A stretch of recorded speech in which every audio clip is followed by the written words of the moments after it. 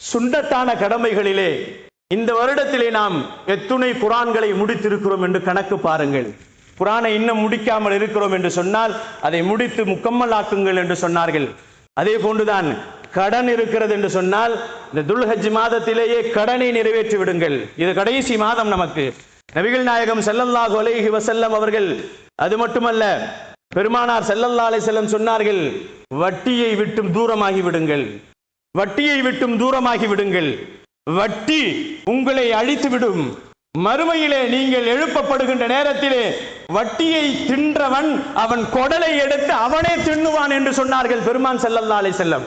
இன்னொரு இடத்திலே இப்படி சொன்னார்கள், வட்டியை தின்றவன் மறுமையிலே பைத்தியக்காரனை போன்று எழுப்பப்படுவான் மறுமையில் என்று சொன்னார்கள் பெருமான் ஸல்லல்லாஹு அலைஹி வஸல்லம். கண்ணியமானவர்களே, அல்லாஹ்வின் நல்லடியார்களே, இது போன்ற விஷயங்களிலிருந்து தவிர்ந்து கொள்ளுங்கள் என்பதை பெருமான் ஸல்லல்லாஹு அலைஹி வஸல்லம் இந்த ஆண்டிற்கான கணக்குகளை சரிபார்த்துக் கொள்ளுங்கள் என்று சொன்னார்கள். கண்ணியமானவர்களே, அல்லாஹ்வின் நல்லடியார்களே, இன்றைய தினம் 9வது அரஃபாவுடைய தினம்.